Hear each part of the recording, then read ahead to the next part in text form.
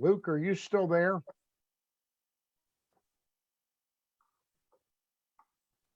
And welcome into Facebook Live. I'm Stan the Fan Charles of Pressbox and PressBoxOnline.com. And we are aboard for another edition of Pressbox Live. And it's brought to you by my friends at C3 American Exteriors. Go to their website at c3america.com to get a brand new roof for just the cost of your insurance deductible. They are really good people and they do really good work. That's C3 American Exteriors. With me as usual is Gary Stein on Wednesday night. Gary, how are you? Ready to shoot some hoops, Stanley. How about yourself? All right, well, we got nobody better to shoot hoops with than the one and only Kevin Cowherd.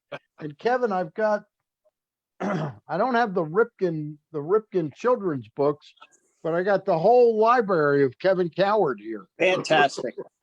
Stan, I need you to be my agent and to walk around with those 3 books right behind. I will be glad to do that. Kevin, first of all, it's actually 3 years. Yesterday was 3 years ago, March 16th of 2018. The game was played at the Spectrum Center in Charlotte, North Carolina. Now, you probably at that evening didn't have any idea you'd be writing a book about that game or that team. Did you even watch the game live back then? Well, you know, Stan, I did watch the game. I watched this incredible upset by UMBC over the mighty Virginia Cavaliers. And believe it or not, at that point, I was thinking, you know what? Somebody ought to write a game about this, write a book about this game.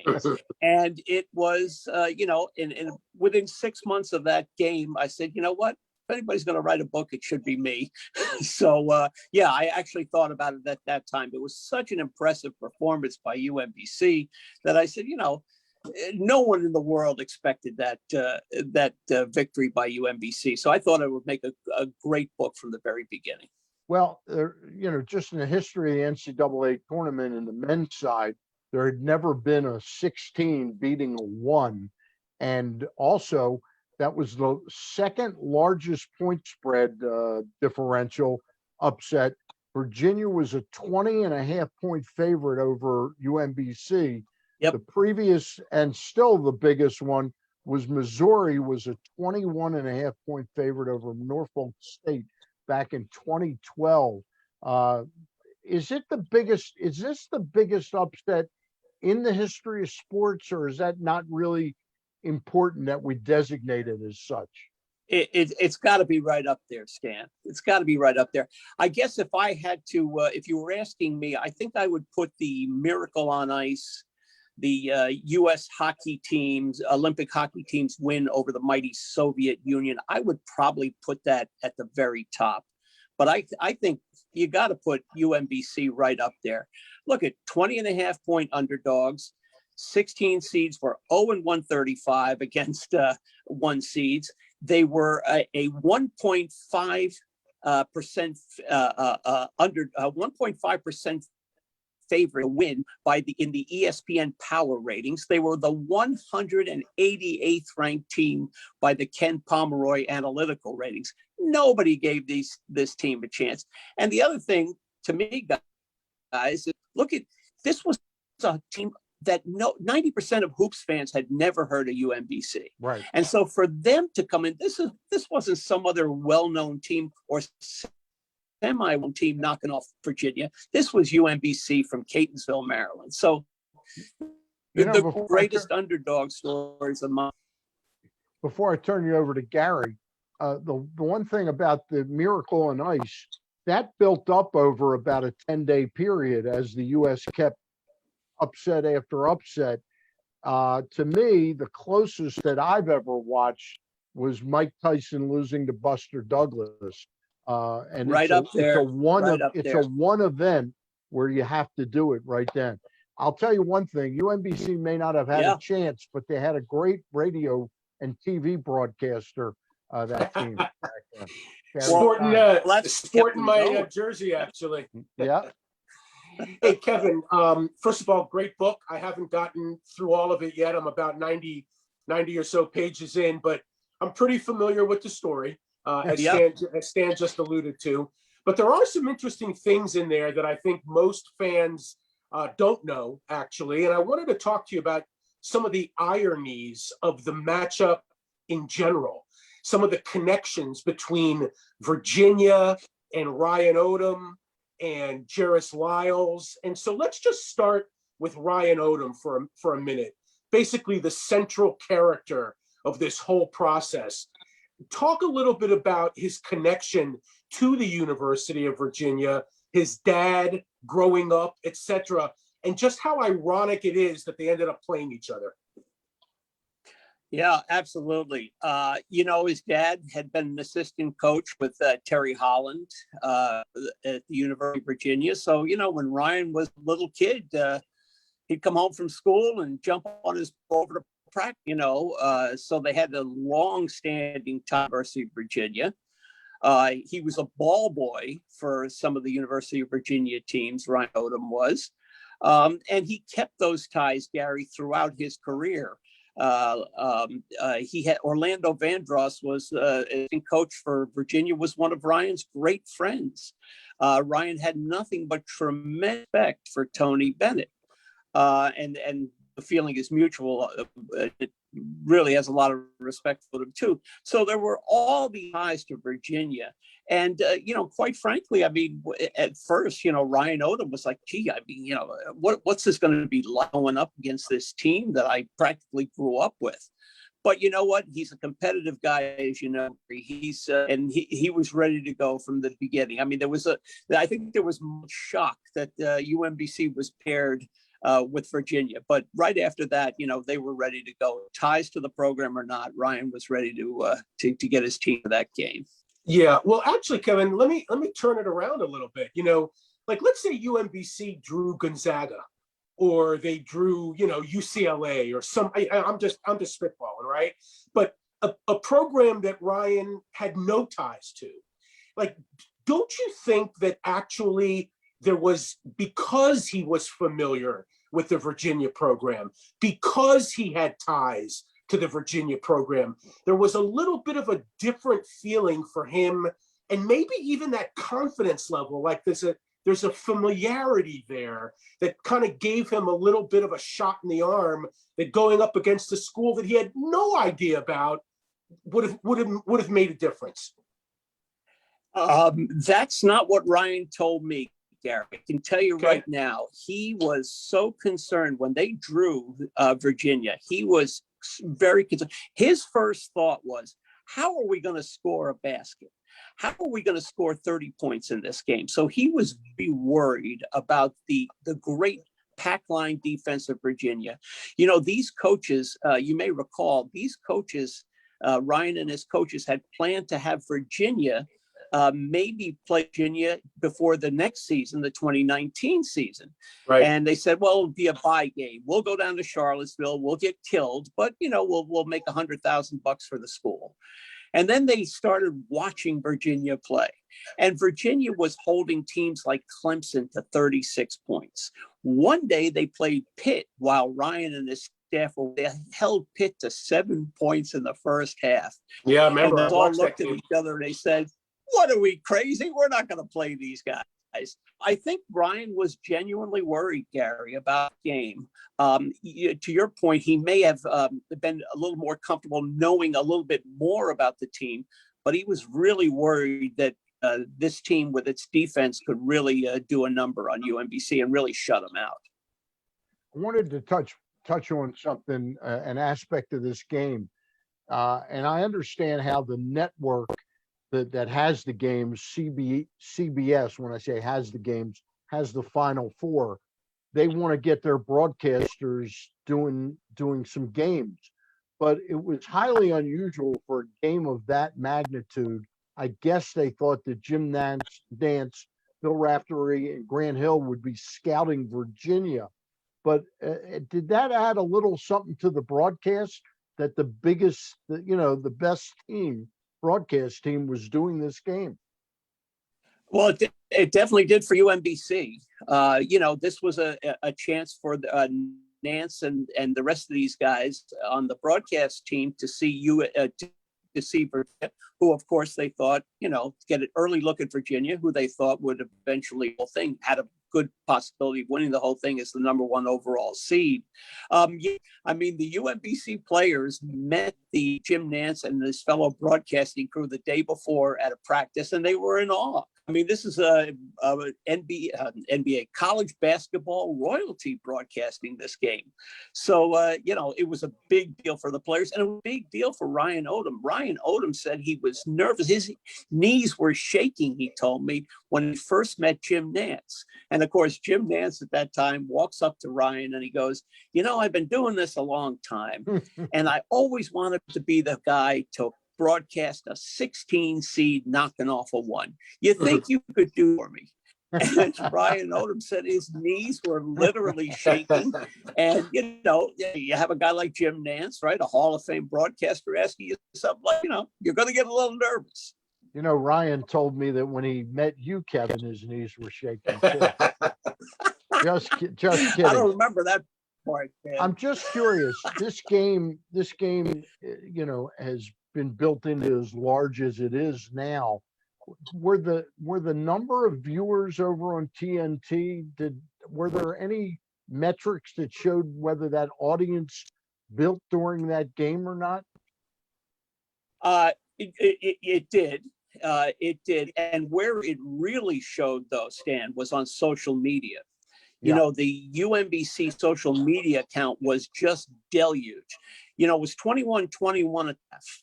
And a few minutes into that second half, it was obvious UMBC was really, they were play. They were really going to give Virginia a hard time. But at that social media, the UMBC social media account was just, it crashed at one point. It got so many visitors. So I think the tide sort of turned in that second half. There were people who started tuning in TV-wise, we didn't get into in the book, but certainly on social media, it was a big deal. Everybody was saying, hey, what's going? And Jim Nance kept saying, my God, what's happening in Charlotte? He kept building it up like, hey, this could be it. You might be Cinderella. That was his first thing. Right. You might be Cinderella. He ended the broadcast by saying, you must be Cinderella. But yeah, the interest kept building. And the thing, guys, too, is, that Spectrum Center crowd, by the 3 minutes into that second half, they were all pulling for UMBC. They realized they might see history here. Kevin, let me ask you if Ryan Odom is the main actor in this play or this movie, then Jairus Lyles certainly has to be the supporting actor. Let me ask you a couple questions about that. Anybody who's familiar with UMBC knows that Jairus Lyles' impact on the program, and it will continue to impact the program.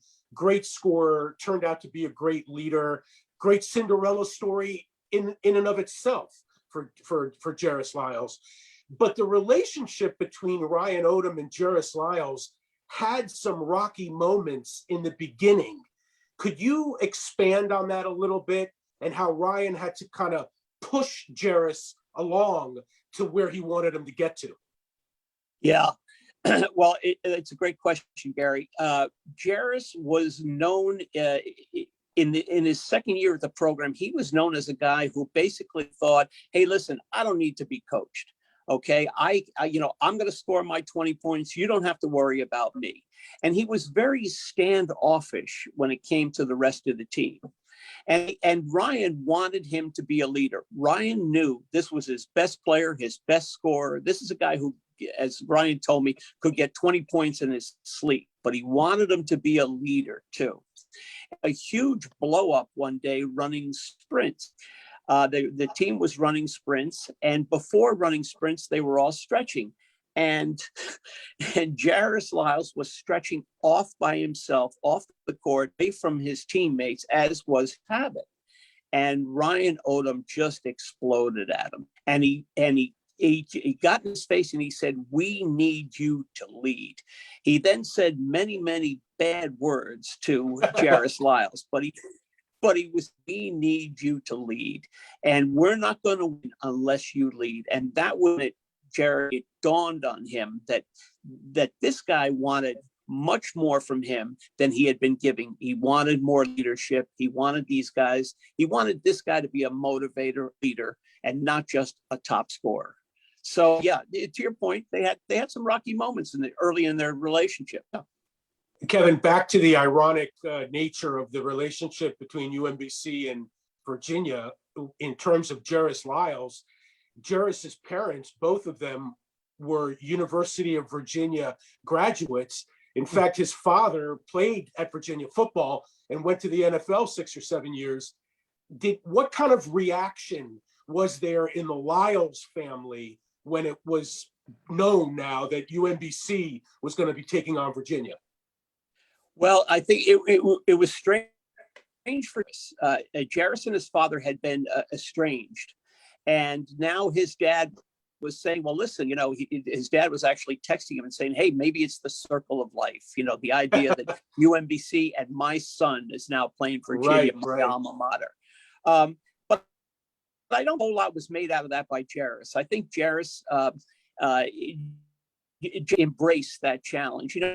This is a guy who, Gary, this, he didn't shy away from the spotlight. And so the idea of playing Virginia, he knew everybody would be watching this game. All friends, his mom and dad and their friends would be watching this game, embrace the fact that they were playing Virginia. He didn't shy away from it at all.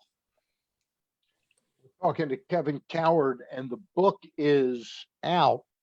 You Must Be Cinderella. And where can people get this book at, Kevin?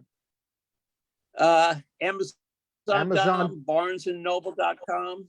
Yep. And online booksellers everywhere, Stan. Yep. All right.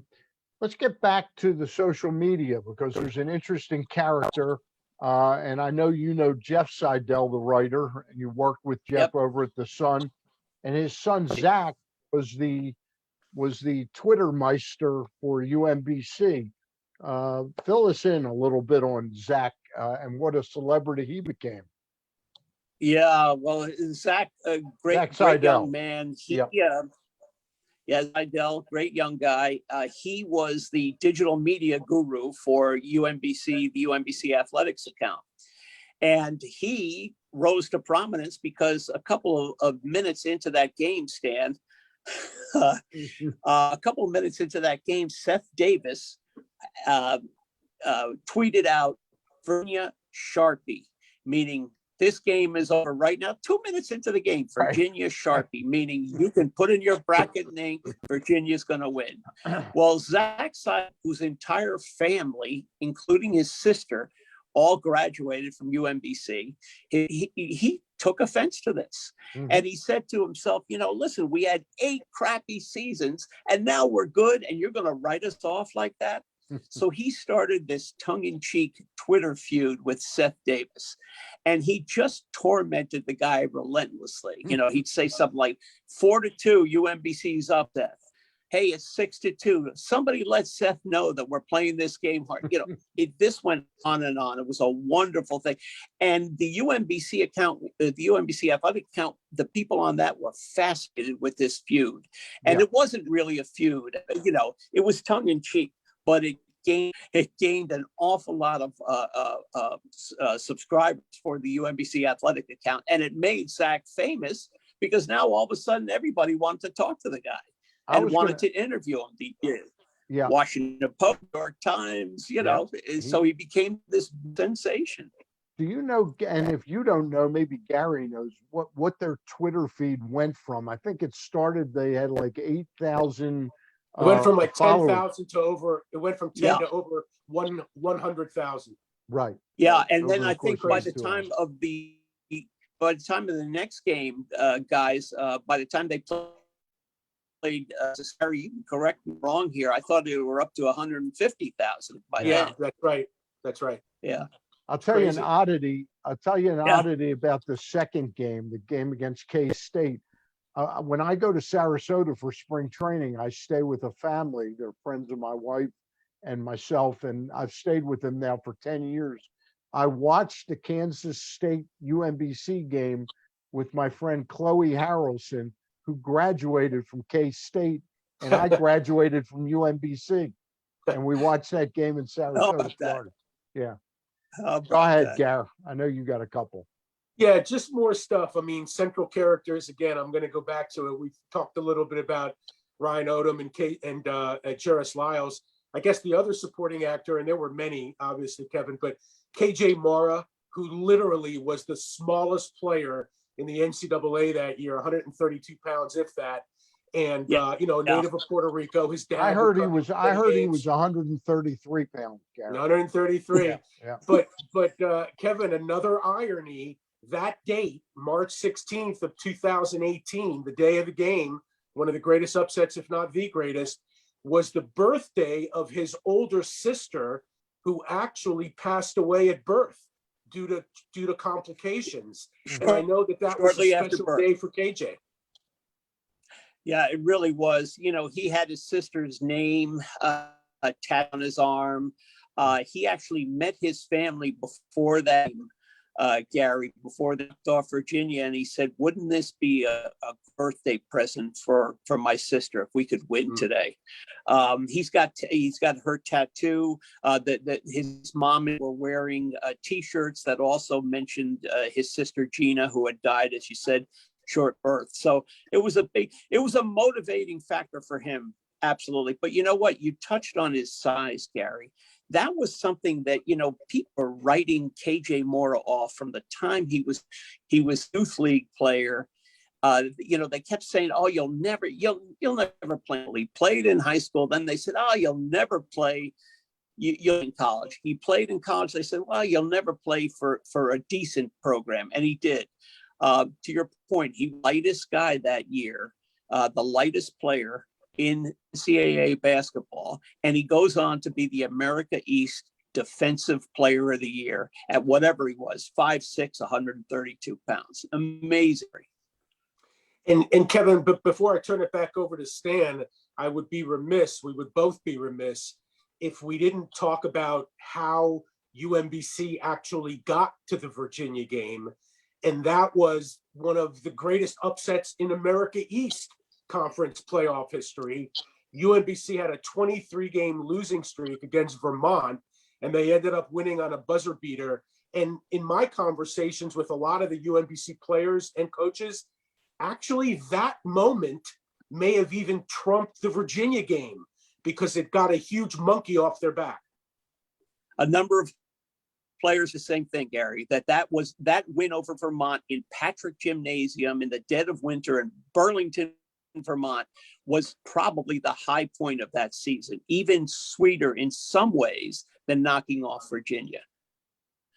The way they did it, as you said, having that terrible losing streak against Vermont. Vermont had their number. I mean, there's no doubt about it. Vermont was and is and has been the class of that tournament. So to go up there, to pull that off. And remember, guys, we haven't even talked about this. They beat Vermont. They lost a month and a half earlier. They lost by 4 points to Albany of all teams. And they come back, they win America Conference, and they knock off Virginia. I mean, what from you talk about from rags to riches with that team that year. Kevin Cowherd is our guest. You Must Be Cinderella is the book. Kevin, and it's about UMBC's amazing victory 3 years ago and 1 day ago, March 16th, 2018. Kevin, do you stick in the book? Do you go through the Kansas State game? Was that a little bit anticlimactic for UMBC? I know they battled like hell in that game and hung with them for about 30 minutes in that game. Well, they did. They played well in that game. No, it wasn't so much that it was well, I guess it was a little anticlimactic, Stan. The main thing was they were so euphoric after beating Virginia that they really didn't focus. They didn't go over the scouting reports as rigorously as they would. They were all hyped up for 2 days. UMBC, and that's understandable. Absolutely. Yeah. I mean, they're the biggest story in sports for 2 days. Everywhere, every website, every newspaper, every radio station. So it took them a while to focus on Kansas State. And then again, as you alluded to, they played well against Kansas State. They lost 50-43. They played well until about 6 minutes left in that game, Stan. And then it seemed like their legs got a little tired. And Kansas State was, Kansas State from the Big 12 conference. The Big 12 conference was the best conference in the country at that time. And as Ryan Odom says, teams like Virginia and Kansas State play top level competition every night. They know they can win one game and then 2 days later they can play at that level again. UMBC, a mid-major team, is not used to that kind of competition 2 nights in a row. But they played very, very well. If my memory serves me correct, UMBC was just not hitting the outside shots in that game the way they had. And I wrote down numbers. In that game against Virginia, UMBC was 12 for 24 3-point shots, and Virginia was 4 for 22 in that game. Yeah, but you know what, Stan? From my mind, the difference was Jairus Lyles. Mm-hmm. Yeah. Kansas State really focused on him. They would double him a lot. He didn't shoot at all until about 2 minutes left in the second half. The guy was just not shooting. He wasn't getting open for his shots, to the point where his teammates were getting on him and saying, hey, listen, man, we need you. It was only late in that game when Jairus started driving to the basket. He hit a couple threes, and that's when the game a little. But the main factor in that loss was just that Jairus Lyles didn't play like Jairus Lyles had played against Vermont and Virginia. But, it's interesting, that stat that I just read in the UMBC Virginia game smells of the favorite, the heavy favorite, kind of choking a little bit as the pressure built on them to get back in that game. Because I know watching the game, everybody thought, Virginia they'll be fine in 5 minutes. So, and it just got away from them. Yeah, it definitely did. Yeah, Tracy Wolfson was part of that broadcast team, and she was behind the Virginia huddle for both of their last timeouts, the 8-minute and the 4-minute timeout. And she said these guys were looking at each other. They were befuddled. What's going on? By the time of the 4-minute timeout, they looked like a beam. They were ashen. And even Tony Bennett, one of the most relaxed coaches in NCAA basketball, was looking totally confused. Couldn't figure out why isn't his team playing the way that they had played in the past. So yeah, it was I think as you alluded to, that the pressure did get to them. Yeah. It definitely got to them. They were the favorites, 20.5-point favorites, and now here's this team, and they're just coming at us. It was a tough game for those guys. Yeah, just a quick point on that. As the lead grew in the second half, UMBC basically maintained a double-digit lead. Once they got the double-digit lead, it never really got to below 9. But when it did get to below 9 one time, and I may have to play you wrong on this, it was about 8 or 9 minutes left in the game. Virginia got it down to 9. It was as many as 16. And on the next possession, which was a huge possession for UMBC, it was a corner 3-pointer by either Arkel Lamar or Jordan Grant, which got the lead back up to 12.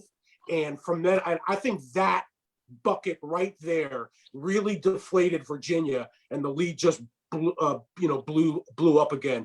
But Kevin, the question I wanted to ask you was, if we're going to talk about Ryan Odom as kind of the father of the program and the players as kind of the kids, I would say the grandfather of the program has got to be the school president, Freeman Grabowski, who is known as one of the most accomplished educators in this country. In fact, he was on a board selected by the Obama administration. It was a national education board. And he's a self-proclaimed nerd. He was never a huge basketball fan, really, but has a great history. How much did you get a chance to talk to him? What did you learn from him and his story? Oh, I learned so much. I got to talk quite a few times. Freeman was a big book. He loved the project from the very beginning. He, as you pointed out, he's a self-proclaimed mega nerd who knew nothing about basketball, but he started to know more about basketball in Jairus Lyles' final year. he was the mentor actually for Jairus Lyles. So he started to know a little bit more about the game then. I learned so much about his background. At age 12, Freeman Hrabowski grew up in segregated Birmingham, Alabama in the 60s. And when he was 12 years old, he marched in the Reverend Martin Luther King's Children's Crusade. And he was actually arrested with a bunch of other kids. And he spent 5 days in jail as a 12-year-old. And yet, his parents were academics, despite the racially separated upbringing. That this guy went on to become what I call him a rock star among academics. He went on to be such an accomplished academic. And people always said, how come he's still at UMBC? Well, the answer is he loves UMBC. He loves he loves the nurturing environment of UMBC, and he loves the fact that the school has been able to attract so many African-American students, many of whom, as you know, Gary, go on to do to get MDs and PhDs. So Sure. it's such a, his legacy is with UMBC. I can't see Freeman going anywhere else. I think he's very happy where he is, but he was such a big part of the book too. I know the book is about the upset victory by UMBC over Virginia, but I think one of the really great sides of this book and this chapter is that this did not destroy Virginia. Virginia, in fact, came back and won the championship the following year, which I think is a great story. Do you talk to Tony Bennett in this book much? No, I didn't. The book was going to be written from the point of view of UMBC Right. from the very beginning. But I can tell you this: if you watched the following year, when, as you pointed out, 2019, Virginia wins the whole thing. To a man, the Virginia players and Tony Bennett all credit that loss, that crushing, devastating loss to UMBC, as being the impetus to have to work even harder next year. And ultimately, of course, it brought them to the national championship. So they all credit that loss, no question. I bring in my last question of the evening is really about, we've heard now that there's a couple different stories surrounding it, but that Ryan Odom wanted to make sure that these kids on Virginia did not take that loss as defining what they are and what they could be. And I understand he reached out to Coach Bennett and either wrote a letter to the team or something. Maybe you can clarify that. Yeah, well, there's no question about that. Tony Bennett was so gracious in his post-game remarks after that devastating loss. And he basically said the same thing. He told the media the same thing he told the players. Look, we love it when the media talks nicely about us, and we have to be able to handle it when we lose. And Ryan Odom was really taken with how classy Tony Bennett had been. Yep. And so the following year, when they won, they had a player, Kyle Guy, one of their All-American guards, was actually suffering from depression and anxiety, and had been, Stan, since that UMBC loss. He was really having a rough time. So Ryan Odom asked Tony Bennett, would it be okay if I write a letter to your player? Just a supportive letter, which he did. Tony Bennett was very touched by it, and Kyle Guy was very touched by it. And of course, Ryan Odom had a son, Connor Odom, who had really struggled with OCD, obsessive compulsive disorder. So he wanted to reach out to Kyle Guy and say, hey, listen, we're with you. We're with you 100%. You're going to get through this. He wanted to be supportive, and he wanted it to be something that he wanted Kyle Guy to know he wasn't alone in that struggle. Yeah. Hey, I said that was my last question. I've got one more that popped into my head. We all know that Ryan Odom is if he wants to, is going places in the coaching world. I don't think UMBC will be his last destination. But his dad, Dave Odom, was a big-time coach in the ACC and then in the SEC. And was this did you get a chance to talk to them about what it meant to both of them that one special night? Oh, it meant so much to them. Dave Odom was bursting with pride when that game was over. Ryan Odom credited his dad too. Listen, he had been watching his dad coach for years. The ironic thing was Dave Odom was away so often when Ryan was growing up that Ryan wasn't sure he wanted to be a basketball coach, because he said, am I going to have to be away from my family this much? But eventually Ryan went into the business. And yes, I mean, so much of what Dave Odom told me, he offered no advice to his son. Never offered. He said, this kid is smart enough to figure it out himself when he got into coaching. So, there obviously mutual respect, a lot of love between the two. But again, Dave Odom insisted, this guy did it all himself and I didn't help him at all. It's this is all on him. Well, congratulations on another super book. Thanks, Pat. I have regards to you, by the way. I had Ed Hale on last week, the owner of the Baltimore Blast, and I told him you were coming on, and he said to say hello to you. Oh, that's great. Thank you. Thanks. I got to get in touch with Ed. Good luck with the book, and it's, again, available at Amazon.com, all Barnes the and local Noble. bookstores. What's the bookstore on Falls Road? Falls and Lake. The Ivy Bookshop. The Ivy Ivy, Bookshop, I'm sure, has it.